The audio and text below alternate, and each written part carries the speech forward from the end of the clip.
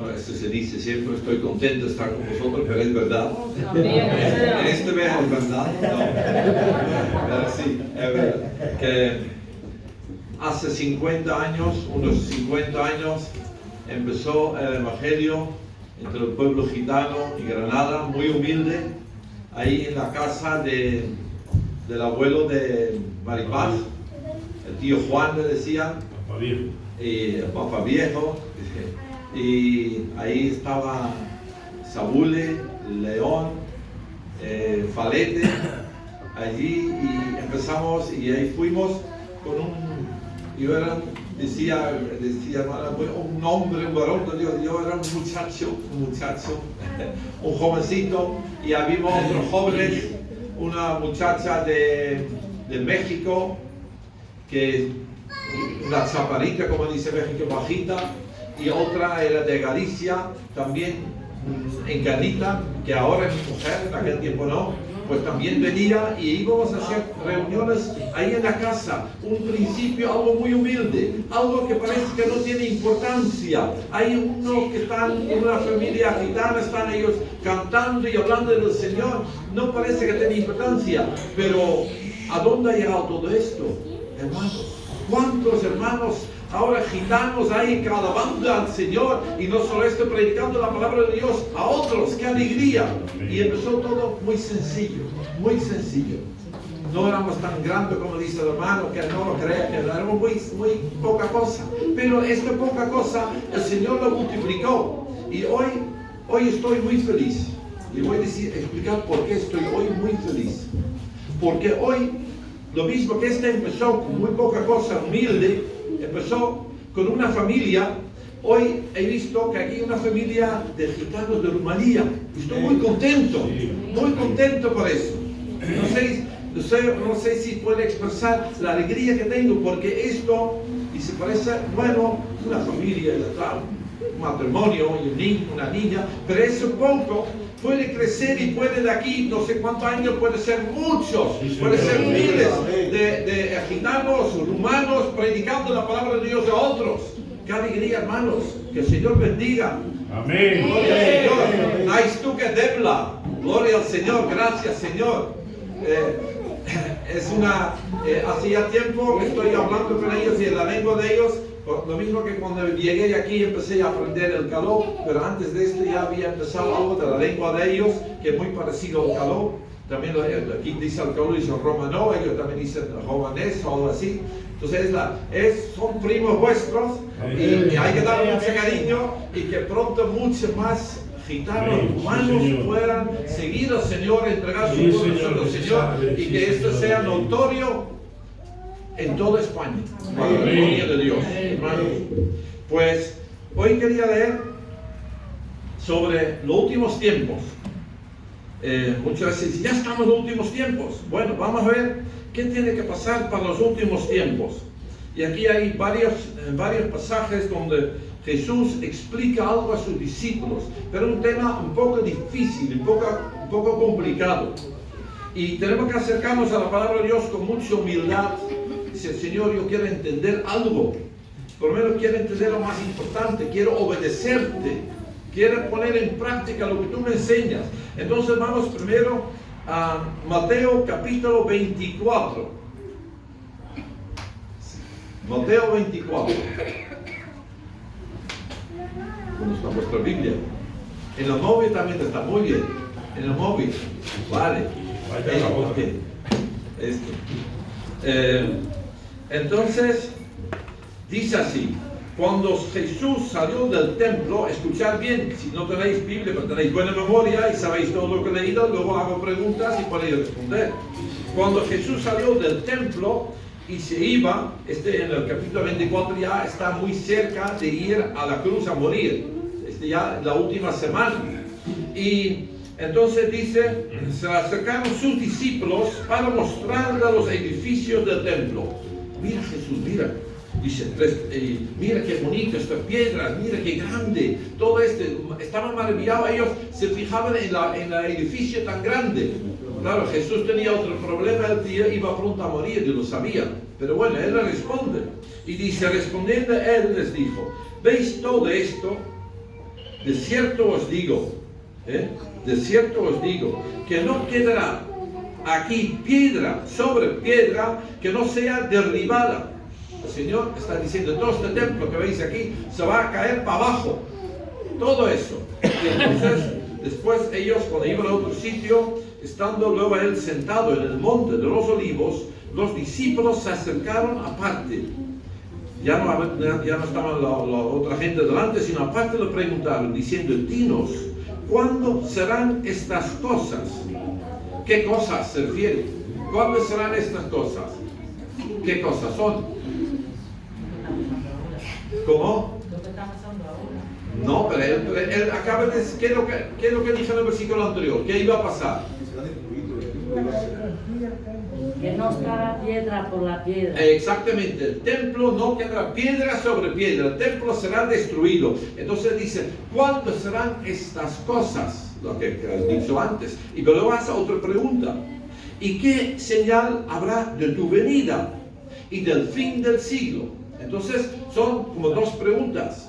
¿Cuándo serán estas cosas? ¿Cuándo será destruido el templo, lo que tú dices? ¿Y cuándo será tu venida? Son dos preguntas diferentes. Y las preguntas tienen una respuesta diferente. Porque no, el templo fue destruido, llegó un momento, pero Jesús todavía no volvió. Y entonces, para poder entender, tenemos que pensar, hay dos cosas que han preguntado. Y Jesús está hablando de estas dos cosas. Y podemos a veces confundir, podemos pensar que está hablando de una cosa y está hablando de la otra. Entonces, vamos a seguir leyendo. Dice, versículo 3. Y estando él sentado en el monte de los olivos, perdón, decía la ley. El 4. El 4, gracias. Respondiendo Jesús le dijo, mirad que nadie os engañe, muy importante, porque vendrán muchos en mi nombre diciendo, yo soy el Cristo, y a muchos engañarán. Y oiréis de guerras y de rumores de guerras, mirad que no os turbéis, porque es necesario que todo esto acontezca, pero aún no es el fin, porque se levantarán nación contra nación y reino contra reino, y habrá pestes y hambres y terremotos en diferentes lugares. Todo esto será principio de dolores. Entonces os entregarán a tribulación y os matarán, y seréis aborrecidos de todas las gentes por causa de mi nombre. Muchos tropezarán, y entonces se entregarán unos a otros, y unos a otros se aborrecerán, y muchos falsos profetas se levantarán y engañarán a muchos. Y por haberse multiplicado la maldad, el amor de muchos se enfriará. Mas el que persevere hasta el fin, este será salvo. Y será predicado este evangelio del reino en todo el mundo para testimonio a todas las naciones. Exactamente, y entonces vendrá el fin. Vale, muy bien, hermanos. Entonces, aquí nos dice el Señor que no nos dejemos engañar. Es fácil dejarnos engañar. A veces podemos decir, bueno, Señor, mañana va a venir. Pero vamos a ver qué dice la Biblia, si va a venir mañana. Entonces dice aquí, dice, ¿qué cosas tiene que pasar antes de que Él venga? Y vamos a ver si han pasado ya o si todavía tiene que pasar. Entonces dice aquí, muchos vendrán en mi nombre diciendo, yo soy el Cristo, y a muchos engañarán. Pues esto ya se ha cumplido. Ya hay gente que han dicho, yo soy el Cristo, y en otro sitio dice, ahí está, pero no vayas, dice el Señor. Porque dice, así en la venida del Señor será algo universal, será algo visible para todo el mundo. Pero habrá gente que dice, aquí está el Señor, ya ha venido el Señor. Y durante todo ese tiempo había muchas sectas, muchos grupos que han dicho cosas por el estilo. Y el problema no es que alguien diga, yo soy Jesús, yo soy el Cristo. Este no es el problema. ¿Saben cuál es el problema más grande? Que si alguien se lo cree, si alguien dice yo soy Jesús, bueno, el pobrecito, Pero lo malo es que haya gente que lo cree. Ay, sí, mira, está Jesús, ella ha venido. Y hay muchos locos por ahí que de alguna manera son locos, pero tienen el arte, el don de convencer y engañar. Dice aquí, engañarán a muchos. Y esto ha pasado en la historia y sigue pasando. Y además dice que engañarán a muchos. Por ejemplo, la idea de quién es Jesús, el Jesús de la Biblia. Por ejemplo, sabemos que vino un tal Mohammed o Mahoma y él hablaba también de Jesús, pero la forma que él habla de Jesús no tiene nada que ver con el Jesús de la Biblia. Entonces ya engañó a muchos. Luego han venido otros muchos, por ejemplo, los testigos de Jehová llegaron y dijeron, tal año va a ser el fin del mundo, va a venir Cristo, va a ser el reino de Dios aquí en la tierra. Y llegó el año 1860 no sé cuánto y no se cumplió. Y al final dijeron, bueno, ha venido invisible. Y así, una vez, otra, y cada vez han ido añadiendo, van cambiando fecha, y de tal fecha, y a lo mejor alguna vez aciertan. Porque si el que compra mucha lotería, bueno, al final a lo mejor cierto, pero que ya se ha gastado mucho dinero, no merece la pena. Pero ellos ven a decir fechas y entonces la idea que tienen de Jesús no es el Jesús de aquí. Y dice, y a muchos engañarán. Pero dice, mirad que nadie os engañe. Tenemos que tener cuidado, tenemos que estar alerta. ¿Y cómo podemos hacer para que no nos engañen? ¿Qué libro hay que leer? Eso. Hay muchos libros. Muchas personas han escrito libros sobre los últimos tiempos. Y os puedo recomendar un buen libro sobre los últimos tiempos. ¿Sabes cómo se llama ese libro? La Biblia. La Apocalipsis, la Biblia. La Biblia es un buen libro que habla de esto. Y no tiene fallos. Lo que pasa es que tenemos que ir con humildad y decir, Señor, ayúdame a entender. Y ayúdame a entender lo más importante, porque habrá algunos detalles que no entendemos. Entonces, ¿qué otras cosas van a pasar? Dice aquí, muchos han venido en su nombre, han engañado a mucha gente y todo esto se ha cumplido. Y oiréis de guerras y rumores de guerras. Fíjate, guerras y rumores de guerras. Esto se ha cumplido. Pero ¿desde cuándo se está cumpliendo esto? Hace mucho tiempo se está cumpliendo. ¿Y qué dice? Mirad que no os turbéis, porque es necesario que todo esto acontezca. Pero aún no es el fin. Hay guerra, dice, uy, el Señor va a venir. Vale, sí, va a venir, pero aún no es el fin. Y además dice una cosa muy importante. Cuando oímos rumores de guerras, ahora oímos rumores de guerra, más que nunca. Bueno, había guerras, pero que yo no conocí la Primera Guerra Mundial ni la Segunda Guerra Mundial. Mis padres me han hablado muchas cosas, mucha historia, pero yo no la he vivido. Pero ahora también hay un peligro grande. Puede haber una Tercera Guerra Mundial, no la sabemos. Entonces, cuando pensamos en esa posibilidad, que puede haber, cuando empiezan ahora a tirar bombas Rusia y empiezan los americanos a tirar bombas y de otros países, pues eso sería una destrucción total. Pero, ¿qué dice aquí? No os turbéis, no es el fin. No van a destruir el mundo todavía. El Señor todavía tiene un plan. Morirán gente, se están muriendo gente y habrá grandes problemas. Pero dice, aún no es el fin. Entonces, cuando oímos de rumores de guerra, dice, el Señor ya viene. Sí, viene pronto, pero aún no es el fin, porque este mismo, en siglos pasados, los cristianos han pensado, dice, ya tiene que ser el fin. Cuando llegó el año 1000, muchos pensaban, dice, ya el año 1000, es el fin, ahora el Señor va a venir.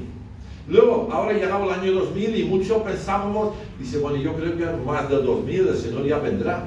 Pero ya, ¿de qué año estamos? 2022. Y todavía no ha venido. Pero el Señor lo dice, que nadie nos engañe. Todo esto, pero todo tiene que pasar, pero aún no es el fin. Vamos a seguir viendo qué otras señales hay. Dice, se levantará nación contra nación y reino contra reino. Pues entonces decía, una guerra mundial. Y los testigos de Jehová dicen, ve, nación contra nación, reino contra reino. Entonces, pues en el tiempo de la Primera Guerra Mundial, no sé cuánto ellos hicieron la cuenta, y tal año tiene que venir el Señor. Pero no vino. No vino. Pero ¿qué dice? Claro, porque antes lo dice, rumores de guerra, habrá guerras, pero no es el fin todavía. ahí tiene que haber más cosas, tiene que pasar más cosas. Y dice, versículo 8, y todo esto será principio de dolores. Entonces os entregarán a tribulación y os matarán, y seréis aborrecidos de todas las gentes por causa de mi nombre. Esto se cumplió hace mucho tiempo, se está cumpliendo. Han entregado a los cristianos por causa de su nombre, han sido entregados, han sido martirizados, y sigue pasando en muchos sitios. Los cristianos van a la cárcel o lo matan o lo hacen muchas cosas. Según aquí dicen, bueno, los cristianos vivimos con libertad, pero hay países, hermanos, como Corea del Norte, en Nigeria, los cristianos son perseguidos y lo pasan bien mal. Y debemos orar por ellos, porque orar por la iglesia perseguida. Hay muchos hermanos que están sufriendo y a nosotros nos toca orar por ellos y estar preparados, porque ahora a lo mejor se llena aquí de hermanos que vienen, pero cuando hay persecución, ¿quién vendrá? Por eso dice, el que persevera hasta el fin, este será salvo. Después dice, el versículo 10, muchos tropezarán entonces cuando hay persecución, y se entregarán unos a otros, y unos a otros se aborrecerán. Todo esto ha pasado, todavía pasará.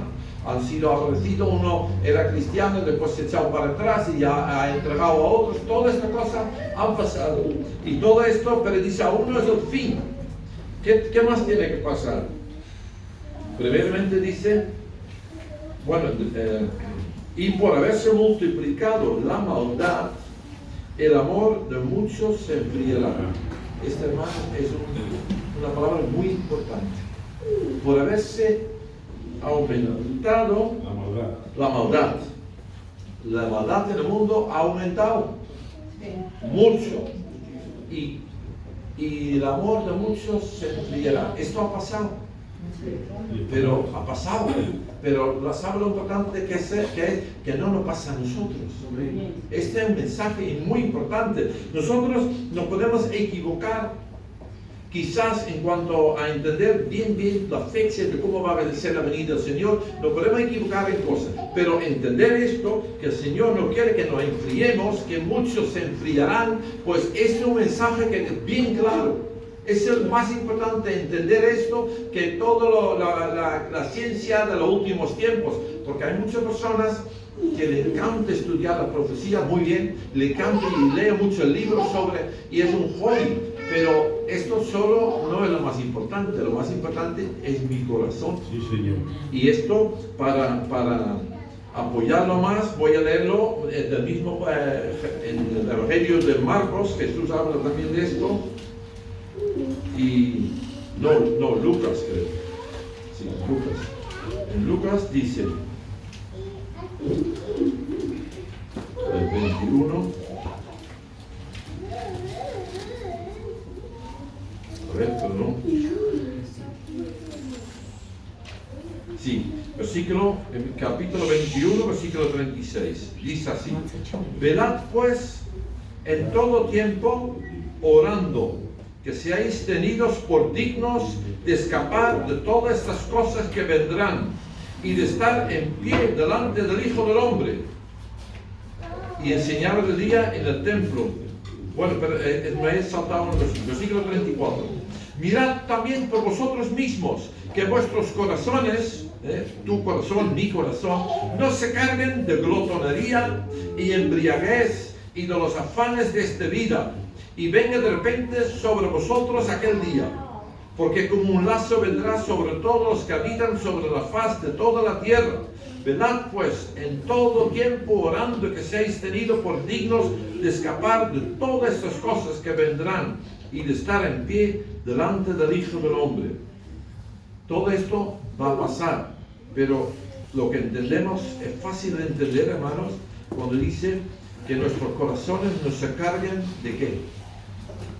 De glotonería, ¿de qué más? Embriaguez. Pues yo no tengo problema de esto. Bueno, ¿y qué más dice? Y los afanes de este día.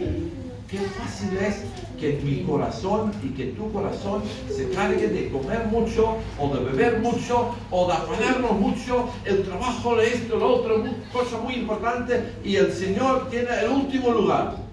Mirad por vosotros mismos. Y lo digo a vosotros, y me lo digo a mí. Hans, ten cuidado. Tu corazón, Hans, de todas las cosas guardadas, guardar tu corazón. Tenemos que guardar nuestros corazones. Cuando el Señor va a venir, ¿cómo lo va a encontrar? ¿Cómo va a estar mi corazón? Y no solamente si el Señor va a venir en nuestro tiempo, en nuestra vida, no lo sabemos. Pero lo que sí sabemos es una cosa, que un día vamos a morir. Y esto puede venir de pronto. ¿Cómo lo encuentra el Señor? Mi corazón, ¿cómo está? Está cargado de glutonería, de borrachera, o de beber mucho, o de los afanes de esta vida, y nos llena, tantas cosas nos llena. Incluso la cosa que vemos por la televisión nos puede llenar, pero lo que nos tiene que llenar es Cristo. Esto es lo más importante. Jesús es lo más grande, lo más importante. Y entonces vuelvo a Mateo capítulo 24, y el versículo que me faltaba de comentar es versículo 14. Y dice: y será predicado este evangelio del reino en todo el mundo, para testimonio a todas las naciones. Y entonces, ¿qué pasa? Vendrá el fin. Ya no está diciendo algo más exacto. Dice, para que venga el fin. Dice, entonces, en el momento cuando el evangelio ha sido predicado en todo el mundo, para testimonio a todas las naciones, y entonces vendrá el fin. Entonces yo escuché una predicación sobre esto, una predicación muy buena, pero una cosa que pienso un poco diferente a ese hermano, porque él decía, bueno, ya en todas las naciones prácticamente ha llegado el evangelio, así que este ya se ha cumplido. Pero para entender bien que el evangelio tiene que llegar a todas las naciones, ¿qué es exactamente una nación? Bueno, España es una nación, y si uno se convierte ya ha llegado el evangelio. Pero ¿qué dice la Biblia? Según Apocalipsis capítulo 5, ¿qué tiene que pasar? ¿A qué se refiere el evangelio tiene que llegar a todas las naciones? Vamos a leerlo en capítulo 5 de Apocalipsis, hermano. Apocalipsis capítulo 5.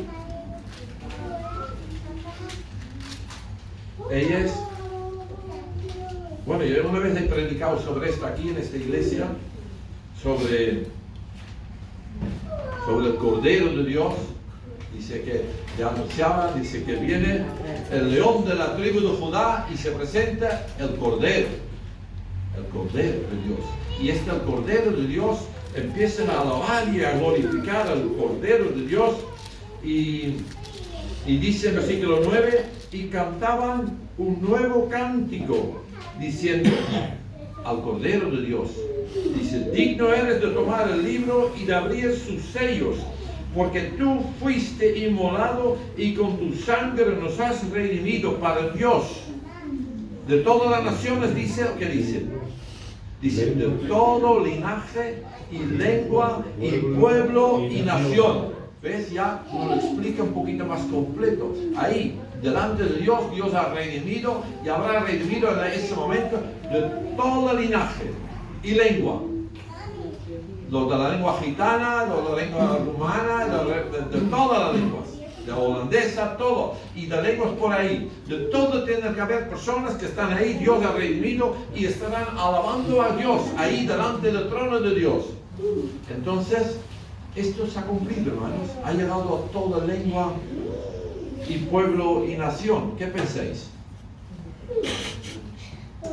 Ha llegado ya en todo pueblo y lengua y nación, ha recibido el evangelio. ¿Qué pensáis? No. Bueno, no sé si habéis oído por la televisión, creo que salía bueno, no lo sé porque no tengo televisión, pero bueno, he visto por internet una noticia de uno que quería ir bueno, creo que hasta en el periódico salía, que quería ir a una isla que pertenecía a la India.